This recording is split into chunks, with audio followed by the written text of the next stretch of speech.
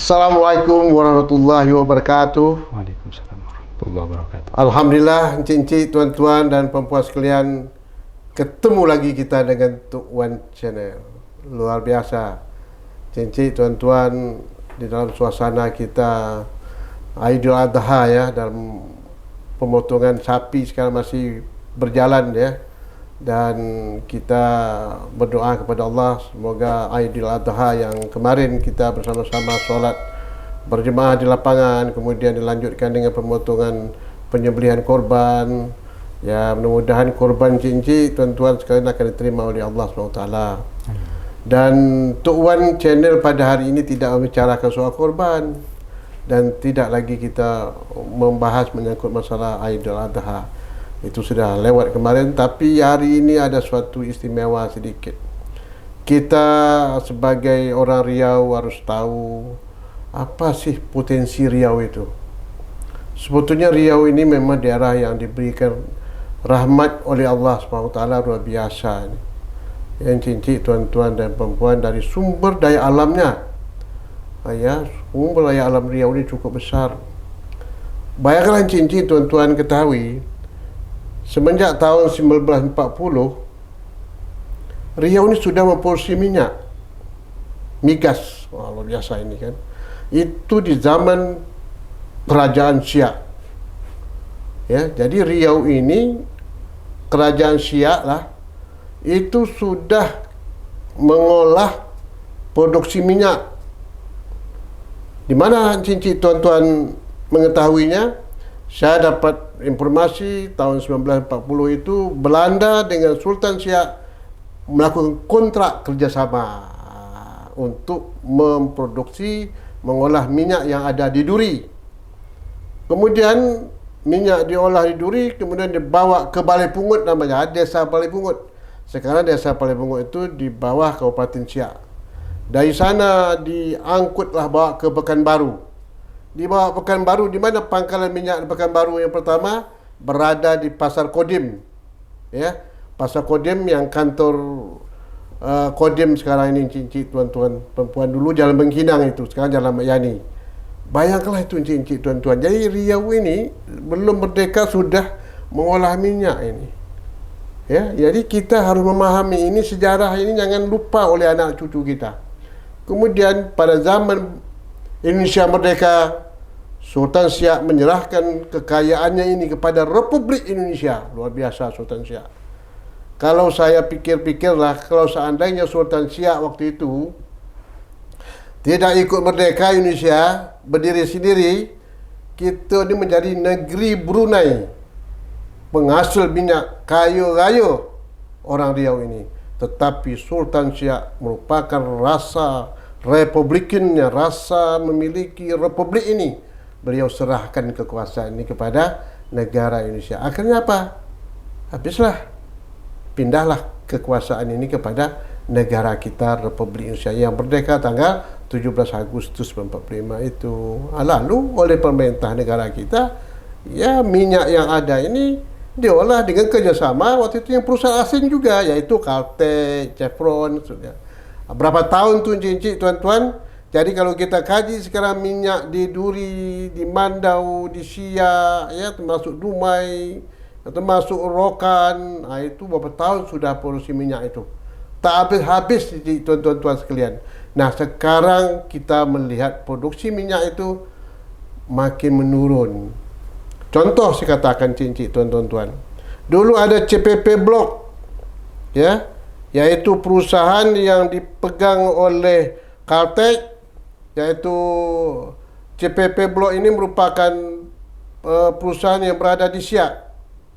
Ya, sekarang itu dipegang oleh putra daerah kita dengan alih kelola. Dulu prosesnya tahun 2020 ada reformasi. Dan CPP Blok ini kita minta kepada pemerintah pusat agar dapat diolah oleh putra daerah. Akhirnya bekerjasama dengan Pertamina, iaitu BOB, tahun 2002 sampai tahun 2022. 20 tahun diolah oleh BOB bersama.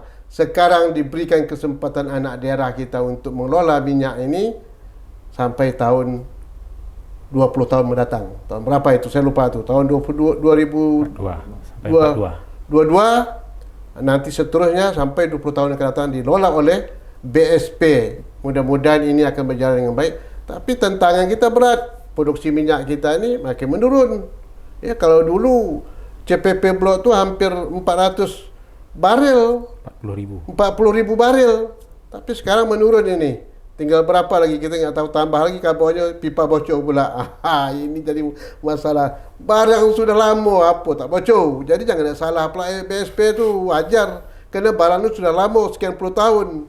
Jadi bocor dia, banyak yang sudah keropos pipanya. Cuma ini perlu ditingkatkan lagi dan kita minta jangan pula BSP ni nanti kepercayaan pemerintah pusat menurun. Nah, ini tantangan bagi BSP. Bagaimana kerjanya keras, pengawasan, perlu kerjasama dengan perusahaan-perusahaan minyak lain. Inilah cincin tuan-tuan dan puan-puan sedikit masalah perminyakan di Riau. Pokoknya Riau punya potensi sumber daya migas yang cukup besar. Hari ini kita sengaja mengundang salah seorang pakar anak daerah kita. Kalau dulu untuk bekerja di Cipuran tak ada budak kita ada. Orang luar semua kali banyak. Kerana budak kita tak ada yang ahli. Tapi sekarang budak kita sudah banyak balik dari luar negeri sekolah. Sekarang ada ahli perminyakan di Pekanbaru ini yang kuliah ngajar di dosen di UIR. Apalagi ini orang kampung sendiri dan dia merasakan bagaimana susahnya di kampung. Dia keluar, dia menuntut ilmu pengetahuan, dia balik, dia ngajar sekarang dan dia mempunyai suatu keahli di bidang perminyakan. Saya tak panjang cerita lagi tuan-tuan dan puan. Saya perkenalkan dan saya undang iaitu Profesor Insinyur Muslim. Assalamualaikum warahmatullahi wabarakatuh, Pak Muslim. Waalaikumsalam warahmatullahi wabarakatuh. Sehat Pak Wan? Alhamdulillah sehat. Ya Allah, Pak Muslim ya. Apa khabar Pak Muslim? Alhamdulillah. Pak Muslim kampung di Pulau Padang, Pulau Padang ya. Desa Dedap namanya. Di apa Dedap? Di Dedap. Dedap ya. Ini budak Pulau Padang Dedap. Luar biasa nih. Dan beliau ini tinggal di Bengkalis dulu ya. Sekolah di Bengkalis. Nah, sekarang sudah selesai dan beliau sudah jadi guru besar di Universitas Islam Riau dan beliau ini ahli dalam bidang perminyakan dan kita ingin mengetahui ini sejauh mana produksi minyak di Riau ini ke depan dan apa yang harus dilakukan oleh pemerintah daerah. Kita tidak mahu juga anak-anak kita ni tidak diberikan pemikiran dia harus ikut berpartisipasi memikirkan daerah ini. Itulah gunanya kita menyolahkan anak-anak kita sekolah ke luar negeri, balik lalu mengabdi daerah ini. Oleh kerana itu, cincin tuan-tuan, baik ya Pak Muslim. Saya ingin singkat sekarang bertanya dengan Pak Muslim. Kira-kira bagaimana prospek daripada produksi minyak kita di Riau ni Pak Muslim ke depan ini? Okey, Pak Wan, terima kasih banyak. Riau ini seperti tadi disampaikan, sejak tahun 40 belum Indonesia merdeka. Sampai saat ini produksi terus jalan. Jalan terus ya. Walaupun turun wajar. Karena umur lapangan yang sudah semakin tua, ya? Peralatan sudah semakin tua. Kalau dulu produksi minyak memang minyak yang banyak. Sekarang apa yang banyak? Air yang banyak ya? Ini normal dalam bisnis perminyakan. Tapi sampai sekarang produksi minyak di Indonesia itu masih tergantung juga dari Riau ini. Lebih dari 30% produksi minyak nasional. Devisa negara kita kan dulu kan terbesar migas dari Riau. Betul. Waktu itu sempat mencapai di atas 1 juta barel. 1 juta barel ya? Dari Provinsi Riau. Khususnya waktu itu kan dari Kalteng. Daerah produksinya itu di Duri, Minas ya? Beberapa lapangan besar itu. Sampai sekarang pun produksi minyak Indonesia ini lebih dari 30% itu dari Riau. Masih Riau? Dari Riau. Jadi berarti Riau penghasil devisa migas ya? Terbesar sampai sekarang untuk minyak. Minyak ya. Karena dia migas itu ada dua, ada minyak dan gas. Ada gas ya? Kalau kita bicara Riau, ini memang yang dikenal itu adalah minyak. Minyak ya? Kemudian ke depan gitu ya. Minyak ini memang suatu yang sangat dibutuhkan karena bukan hanya untuk BBM aja nanti, itu turunan itu banyak gitu. Banyak ya. Jadi Kalau terkait dengan produksi minyak, memang kita tengok turun terus kan, tiap tahun turun terus. Tapi yang turun itu barang yang kita ambil sekarang. Dan ibaratnya itu kita punya kolam gitu. Kolam itu kalau kita kuras, airnya makin lama makin sedikit kan. Makin habis nanti sudahnya. Makin habis malah. Iya. Apa usahanya itu supaya kolam yang tadi berisi minyak tak habis? Ada dua cara. Cari kolam-kolam yang baru. Oh, ada sumber baru gitu ya. Iya. Yang kedua, caranya itu produksi minyak kita tuh sebetulnya ada 3 tahap. Tahap pertama namanya primary recovery. Oh, primary recovery. Tahap kedua, secondary recovery. Ini memang bahasa agak teknis karena bahasa migas gitu ya. Yang ketiga, tertiary recovery. Untuk Indonesia, produksi kita itu masih dalam kategori primary dan secondary, tahap 1 dan tahap 2. Produksi minyak kita itu ya. Tahap tertiary recovery, tahap paling advance, tahap paling canggih. Itu baru diterapkan di lapangan duri. Menggunakan steam, uap gitu ya. Itu salah satu produksi minyak tahap yang paling canggih, tahap 3. Tapi baru lapangan duri yang diterapkan. Sementara lapangan-lapangan lain masih menggunakan tahap 1 dan tahap 2. Tahap 3 ini belum masif dilakukan. Belum ya? Belum masif. Di Indonesia. Arti belum disentuh nih ya? Teknologi ini teknologi canggih, tapi biayanya tinggi. Ini kadang menjadi pertimbangan perusahaan minyak. Risikonya tinggi ya? Risiko keberhasilan juga tinggi.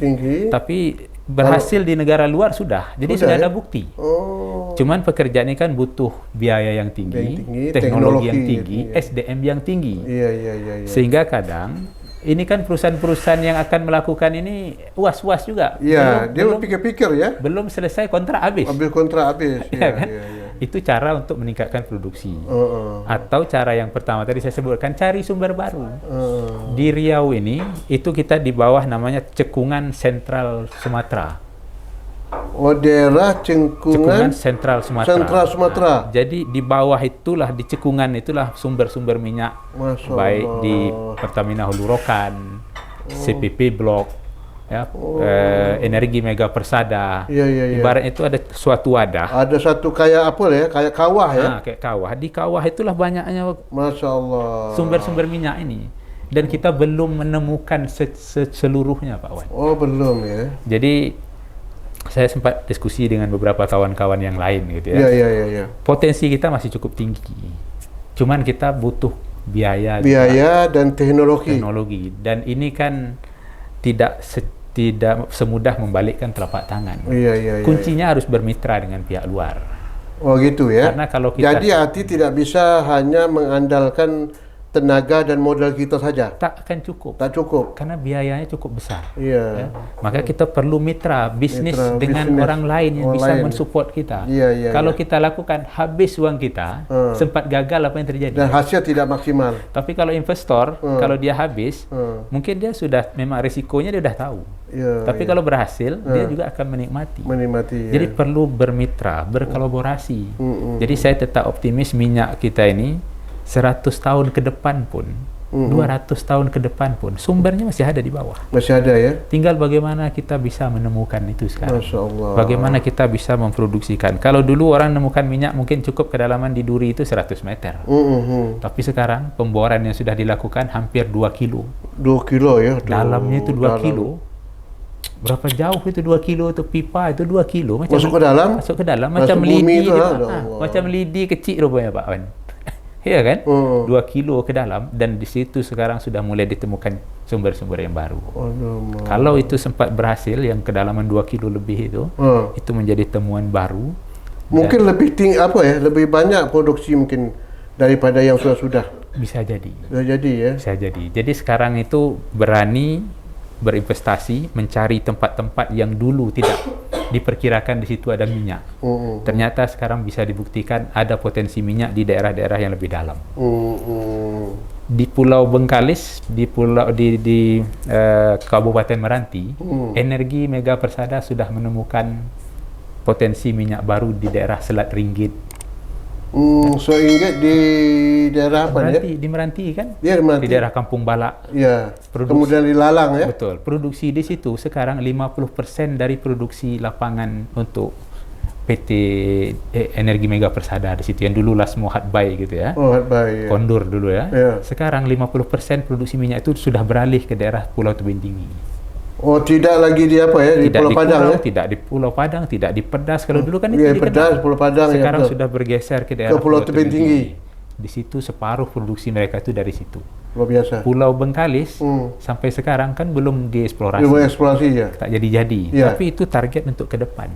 Itu sumbernya ada sana? Sumbernya ada. Jadi, di daerah mana itu Bengkalis kira? Di Pulau Bengkalis itu sendiri. Pulau Bengkalis itu kan cukup besar ya? itu. Itu akan dilakukan eksplorasi di situ. Jadi yang kita tahu sih ya Minas Duri. Ya. Sebetulnya masih banyak lagi daerah-daerah yang belum dibuktikan lewat pemboran bahwa di situ ada minyak dan itulah salah satu potensi-potensi ke depan. Pemboran sekarang masih dangkal, nanti didalamkan lagi bisa ditemukan lagi dan itu terbukti di Blok Cepu. Jadi Blok Cepu. Makin ke dalam ternyata di dalam itu lebih banyak lagi. Tapi itu biaya besar ya, tingkat kegagalan juga itu harus diperhitungkan itu. Jadi saya sangat optimis 50 tahun 100 tahun. Jadi artinya kalau dikaji dari segi sumber minyak di Riau ini ya, itu masih memungkinkan lagi ya untuk mungkin apa yang sudah dilakukan selama hampir sampai 1 abad ya. 90 tahun lebih lah. 90 tahun lebih ya. Mungkin lebih banyak lagi mungkin akan ditemui ya kalau tingkat apa tadi itu pengolahannya itu makin kita tambah kedalaman. Lagi kedalaman ini, kemudian teknologinya ya. Betul. Itu tadi saya bilang sekarang ini ibarat kita mengambil air yang ada di dalam kolam. Makin lama memang makin sedikit kita kuras. Tapi sebetulnya ada kolam-kolam lain. Kolam lain yang belum kita jamah ya, belum kita olah. Kemudian Pak Muslim, kalau kita lihat ini luar biasa nikmat Allah diberikan kepada Riau ini ya, kekayaan. Betul kata orang Riau ini di bawah minyak, di atas minyak ni kan ini. Tapi itulah Pak Muslim, bagaimana ke depan ni secara maksimal pengelola minyak ini yang kata Pak Muslim perlu ada upaya kerjasama ya. Kemudian dengan pihak luar, permodalan maupun teknologi kan ya. Bagaimana bentuk usaha dunia usaha perminyakan di Riau ini yang harus dilakukan oleh pemerintah? Sekarang perusahaan minyak kita ini kan banyak dari luar, walaupun nasional gitu. Ya. Sehingga perputaran uang itu kan banyaknya kemana Pak Wan? Ke pusat kan? Pusat ya. Perusahaan-perusahaan daerah ini memang harus kita kembangkan size. Sehingga nanti perputaran uang kalau BUMD kemana perputaran? Tentu ke daerah. Di daerah. Sekarang kita sudah punya perusahaan minyak itu BSP. Kemudian kita punya juga Riau Petroleum. Sekarang kan penampung dana PI gitu ya. Kemudian PT SPR, holdingnya kan di bawahnya ada SPR Langgak. SPR Langgak juga sekarang sudah mulai ekspansi, punya saham di West Kampar. Ini kan perusahaan-perusahaan daerah yang sebetulnya itu diakui di tingkat nasional. BSP diakui di tingkat nasional. SPR diakui di tingkat nasional. Kemudian Riau Petroleum sekarang sudah mulai menggemanya. Ini kalau kita kembangkan perusahaan ini diisi oleh orang-orang yang profesional. Ya. Suatu saat tidak tertutup kemungkinan perusahaan-perusahaan ini akan mengelola lapangan-lapangan yang ada di Riau. Tapi belajar dulu. Belajar dari yang size lapangan kecil, menengah, nanti besar gitu ya.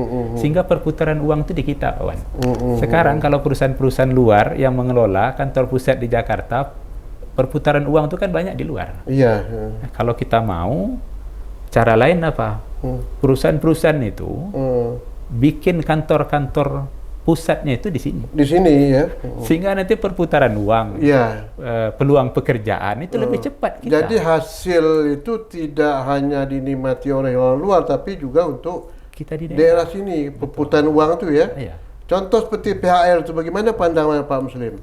PHR ini kan yang meneruskan dari operator sebelumnya. Operator sebelumnya itu kan Chevron. Chevron. Karena sekarang BUMN itu mendapat privilege dari pemerintah, sehingga Pertamina Hulu Rokan mengelola WK Rokan itu. Kita bangga dengan BUMN. Ya, kita bangga. Nasional ya. Karena ini nasional kita ya. Kekurangan pun pasti ada. Tapi kebanggaan kita terhadap negara itu wajib. Gitu ya. Cuman ada sedikit yang perlu kita juga perhatikan. Kalau dulu Chevron kantor utamanya di mana? Ada di sini. Ya, di Dumai, di Rumbai. Di Rumbai kan. Sekarang Pertamina Hulu Rokan kantornya di mana? Di Jakarta. Jakarta. Itu saya bilang tadi. Salah satunya apa? Sudah bagus, tapi ada hal-hal yang perlu diperbaiki. Tidak baik, artinya bagi peluang daerah untuk perputaran uang tadi tidak berjalan. Tidak maksimal. Coba kantor pusat Pertamina itu ada di sini, khusus untuk Pertamina Hulu Rokan. Iya. Pengusaha-pengusaha daerah itu bisa ikut komunikasi lebih mudah, lebih dekat. Iya kan? Sekarang mereka tagihan tender kemana? Di Jakarta. Ya. Itu contoh gitu. Kita bangga dengan Pertamina, tapi juga Pertamina kan harus ingat. Lalu membuka diri ya. Membuka diri dengan Provinsi Riau. Putra daerah. Ya, bantuan mereka kita akui cukup banyak. Iya. Tapi apakah cukup apa saja ya? Kalau masih bisa kita optimalkan, kita optimalkan lagi. Jangan merasa dengan harus rata untuk pembangunan Indonesia juga nggak bisa. Karena minyak itu dari sini. Di sini ini menjadi ring satu yang harus lebih diperhatikan. Jadi wajar kalau Riau itu mendapat bahagian yang terbesar ya. Betul. Harus dibandingkan daerah lain karena berada sumbernya di Riau. Di kita. Jadi walaupun minyak sumber daya alam lainnya itu adalah milik negara, tapi harus ada filosofi di mana dia ngambil. Dia harus ingat daerah itu. Iya, betul. Sekarang kita coba lihat, memang bagus, tapi ada hal-hal yang perlu kita perbaiki. Iya. Dan ini harus bersama-sama, pemerintah daerah, tokoh Riau. Harus kita bahas.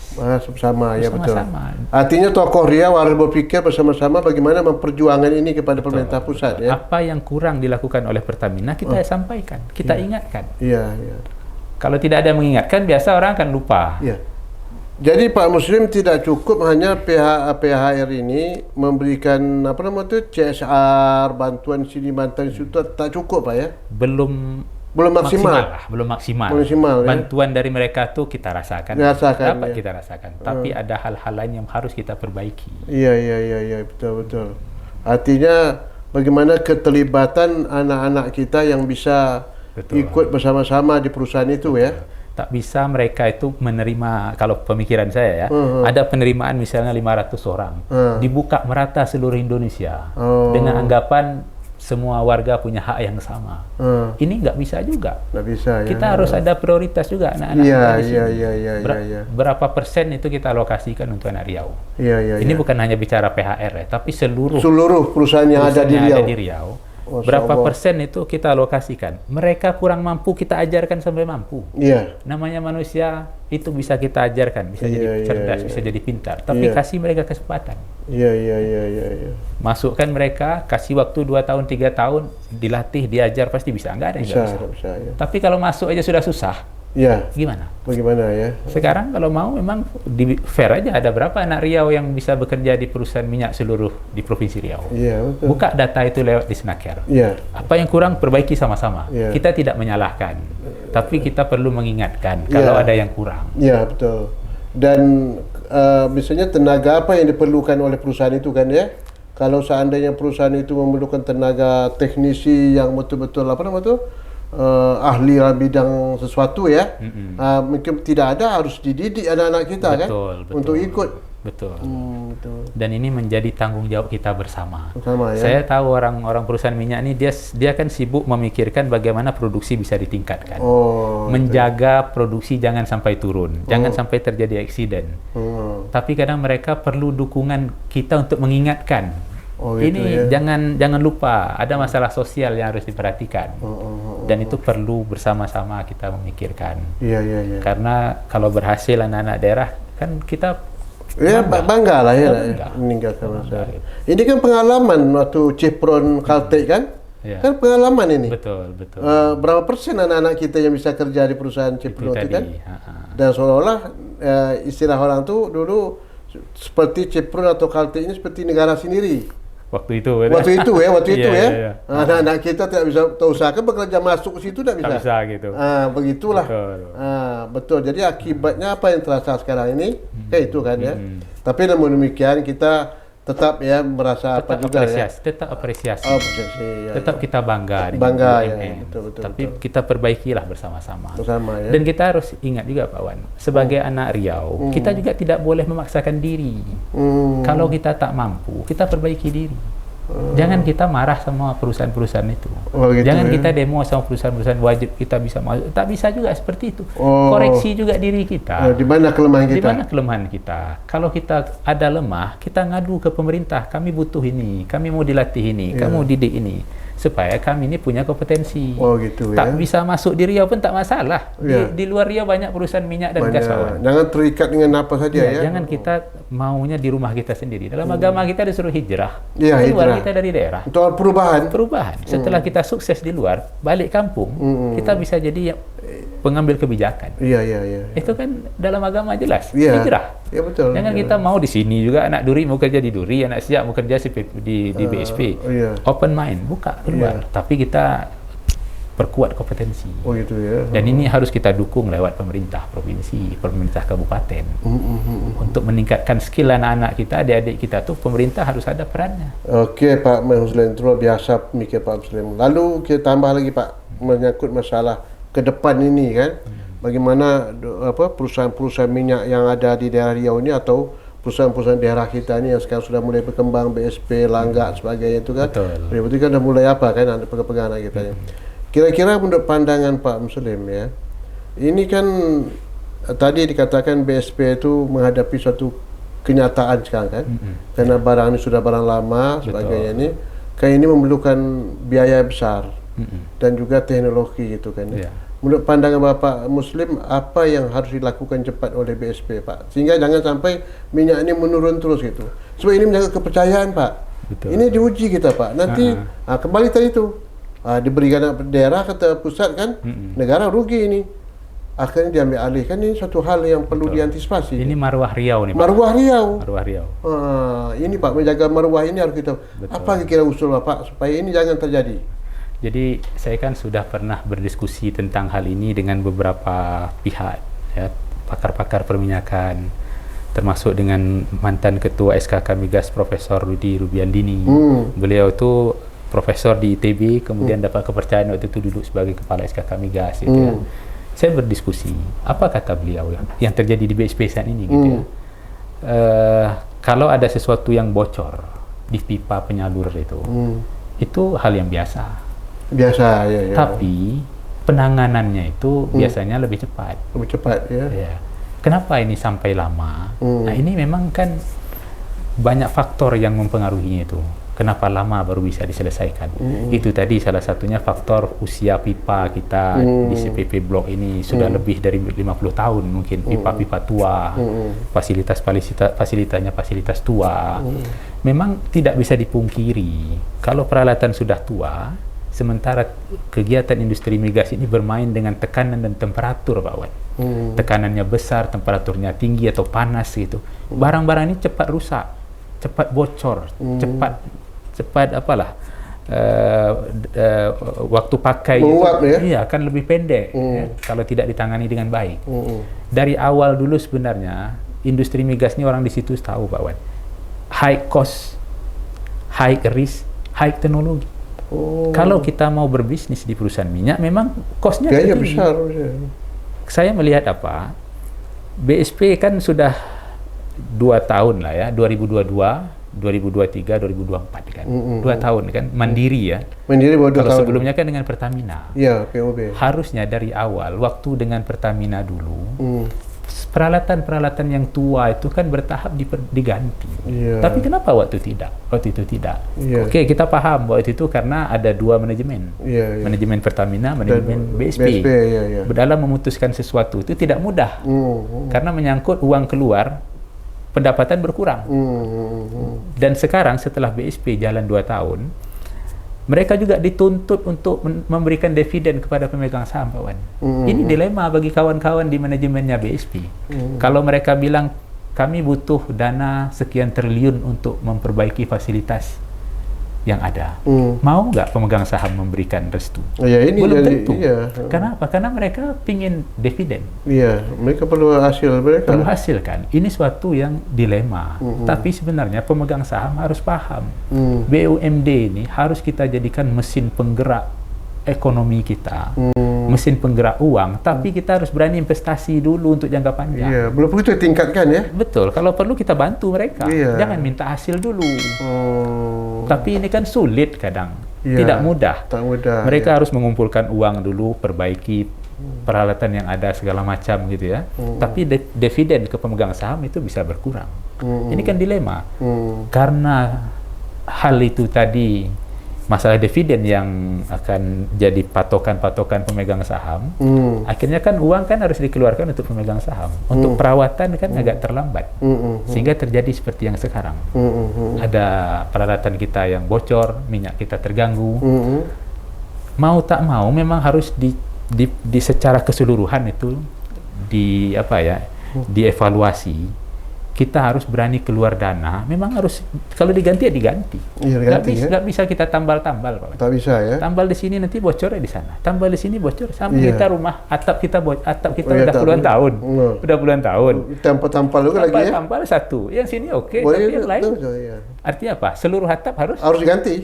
Beli baru. Tapi itu harus investasi harus besar. Investasi harus besar. Kalau kita tak sanggup, kita bisa bermitra dengan para investor dengan skema bisnis to bisnis yang harus itu betul-betul kita pahami, tidak merugikan kita. Kan harus kuat dari segi legal standingnya. Jangan sampai orang-orang investasi ke kita, kita nanti suatu saat dirugikan karena tak paham dengan perjanjian-perjanjian, apalagi bekerja sama dengan perusahaan besar yang notabene mungkin perusahaan asing. Iya, asing. Jadi kita perlu melibatkan. Jadi artinya keterlibatan mereka hanya menyediakan modal. Iya, investasi modal. Iya. Tapi dia tidak merupakan bahagian daripada perusahaan. Tidak, kita tidak perlu jual saham. Jual saham ya. Tapi kita libatkan mereka sebagai mitra. Kemudian nanti kalau mereka berhasil dalam target yang kita tentukan, ini kan dampaknya ke produksi kita. Berikan aja kesempatan mereka. Jadi, kemudian nanti mereka tagih ke kita, kasih tagihan. Mereka berapa hasil kita langsung bayar ya? Betul. Itu salah satu solusi. Kita nggak perlu mengeluarkan uang jor-joran untuk menyelesaikan masalah itu. Kita kerjasama dengan mitra. Tapi ini tadi kita harus kuat dari segi hukumnya. Jangan sampai kita nanti terjebak ya. Jadi artinya kita harus betul punya satu perjanjian yang konkret, yang pasti, yang kekuatan hukumnya bisa menjamin ya. Dan kita tidak dirugikan. Investor pun tidak dirugikan. Artinya kan sama-sama kita berkorban, tapi pada endingnya nanti akan sama-sama menikmati. Investor menikmati, kita juga menikmati.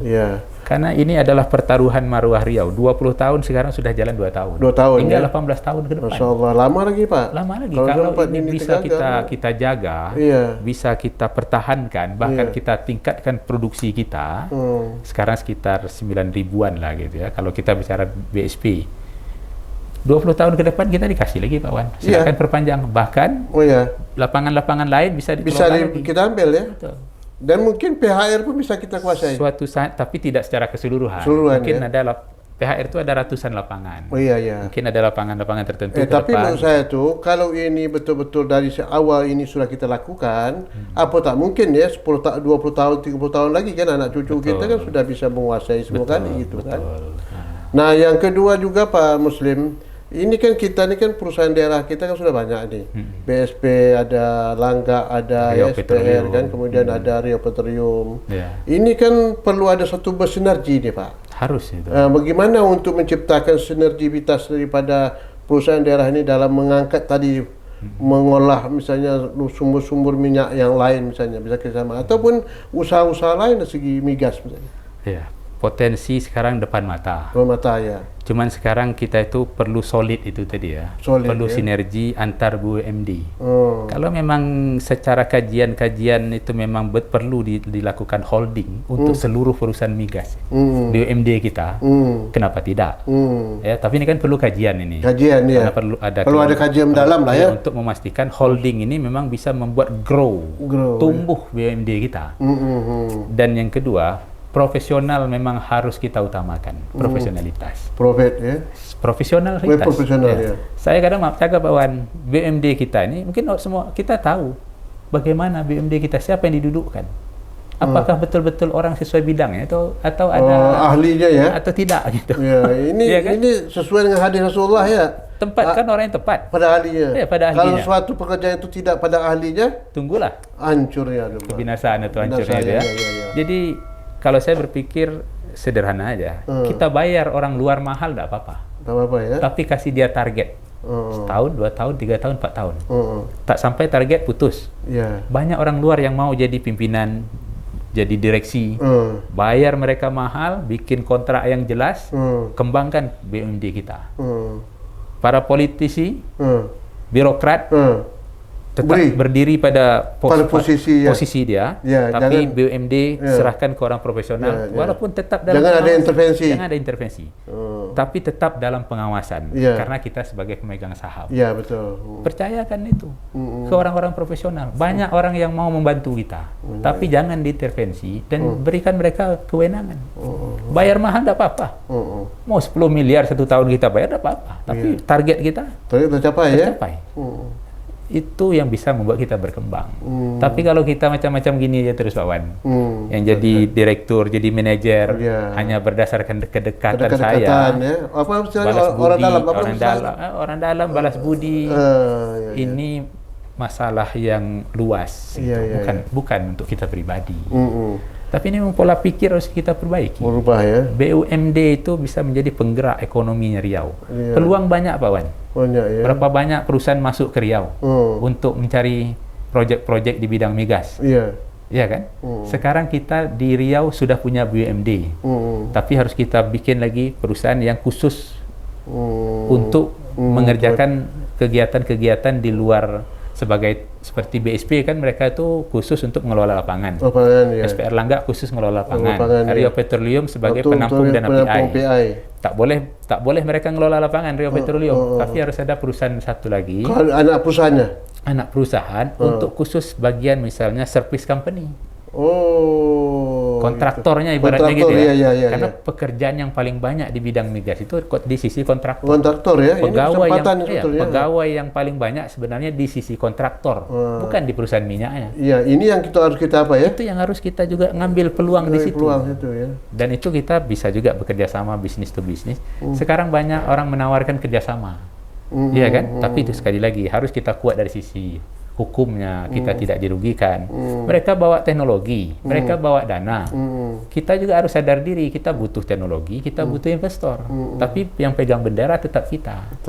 Saya melihat Rio Petroleum sekarang punya saham di hampir di semua minyak. 10%.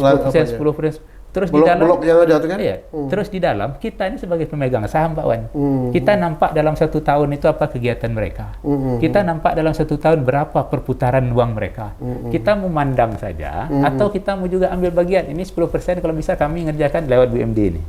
Ini 10% kami yang ngerjakan di daerah ini. Kasih peluang-peluang itu harus kita. Daerah merasa ya. Merasa. Setiap kabupaten kota itu merasa ya. Betul. Karena 10% itu bukan saham pasif. Sama kita di BSP ada Siak, ada Riau, ada Pelalawan, ada Kampar, ada Rohil kan, pemegang saham. Mereka kan berhak tahu keuangan dia, aktivitas, kegiatan dan lain-lain. Rio Petroleum juga sama, dan Rio Petroleum ini menjadi agennya Riau yang sekarang berada di dalam perusahaan-perusahaan minyak ada ya. Terus kita udah di dalam sistem. Bukan hanya sekedar mungut PI aja ya. Kita sudah di dalam rumah itu sekarang. Kita sekarang nampak apa yang mereka lakukan. Makanya kita nanti bekerja sama dengan BUMD lain yang kita bentuk untuk mengerjakan proyek-proyek tertentu. Di situ tumbuh BUMD kita. Bagian drilling nanti. Ada dapat orang kita BUMD itu sendiri gitu ya. Betul. Ada bagian studi misalnya ada nanti orang-orang kita semua. Kita tidak juga tamak harus semua pekerjaan kita ambil. Artinya merasa dimiliki oleh bersama. Betul. Tidak hanya monopoli oleh satu Itu tadi. Itulah pesan sebenarnya kita pemegang PI itu. PI itu tujuannya itu kita bisa belajar, dapat transformasi pengetahuan bidang perminyakan menjadi perusahaan migas suatu saat kita bisa mengelola juga lapangan-lapangan minyak yang masih bisa produksi ya. Betul. Itulah kesempatan kita dikasih. Betul. Luar biasa Pak Muslim ya. Kalau ini betul-betul dilakukan secara profesional tadi ya. Dan yang keduanya kita merasa tidak puas apa yang kita miliki. Tapi bagaimana ke depan. Betul. Ya. Kemudian mungkin ada yang lebih Pak Muslim sampaikan pada masyarakat kita supaya masyarakat juga merasa memiliki Pak. Ini penting saya sampaikan betul tuh. Ada sekarang masyarakat misalnya, mohon maaf ya, kadang-kadang civil society ini kan lebih dominan kadang-kadang kan mengkoreksi, kadang-kadang demonstrasi segala ini kan harus kita sadari diri kita itu di mana kelemahan dan jangan sampai ditunggangi oleh kepentingan politik kan ada Pak ya. Mungkin Pak Muslim silakan kalau ada menyampaikan. Kalau untuk sebagai masyarakat gitu ya, kita kan harus melihat selama ini Riau bisa maju karena apa? Tidak terlepas dari minyak. Dari mana dapatnya? Dana DBH, dana bagi hasil. Tanpa DBH, Riau ini mungkin nggak ada pendapatan kita yang bisa menggerakkan ekonomi, infrastruktur segala macam. Artinya apa? Di situ peran perusahaan minyak dan kontraktornya itu secara tidak langsung itu sebenarnya yang menghidupkan Riau. Cuman kadang kita lupa dana dari pemerintah itu dana dari situ. Artinya apa? Kita harus menjaga aset-aset itu. Kita harus bermitra dengan mereka. Kita harus bekerja sama dengan mereka. Kita harus mendukung kegiatan mereka. Tapi kita juga harus punya bargaining position. Artinya apa? Mereka bekerja di tempat kita, di mana bumi dipijak, di situ langit dijunjung. Mereka yang bekerja di situ, perusahaan-perusahaan itu juga harus sadar mereka ngambil minyak di mana. Jadi kemitraan dengan pemerintah dijaga, pihak perusahaan minyak dan gas ini ya. Dengan masyarakat juga dijaga, masyarakat juga menjaga, dan inilah perlu komunikasi yang intens, edukasi yang perlu diberikan, bantuan-bantuan untuk orang-orang sekitar itu harus kita utamakan. Walaupun sekarang sudah ada, tapi intinya ini adalah aset kita bersama yang perlu kita jaga, yang perlu kita kawal. Terganggu perusahaan minyak, turun produksi, DBH turun, PI turun Pak. Kita bisa bayangkan DBH kita turun, apa dampaknya itu? Sangat besar itu. Ya, PI besok akan turun, juga berdampak terhadap APBD kita. Ya. Kemudian itulah, kita juga tidak boleh terlalu apatis. Kita juga tidak boleh terlalu ego sektoral. Kita harus saling mendukung. Mereka mendukung kita juga mendukung mereka. Dalam koridor-koridor yang itu kita sepakati bersama. Oke Pak Muslim, luar biasa Pak Muslim ya. Dalam kesempatan ini, Cincik, tuan-tuan, dengar tadi itu, Pak Muslim sudah menyampaikan apa langkah-langkah yang harus kita lakukan ke depan. Kerana Riau ini luar biasa. Di segi sumber minyaknya luar biasa, Cincik, tuan-tuan. Kalau ini dikelola dengan baik tadi, kerjasama yang betul-betul kompak antara pemerintah dengan masyarakat, dengan dunia usaha, apa yang tak bisa mencapai negeri kita ini, negeri yang betul makmur nanti sejahtera. Yang walaupun di sana sini kita masih menghadapi kelemahan-kelemahan, tetapi insya-Allah ke depan kita lebih maju lagi.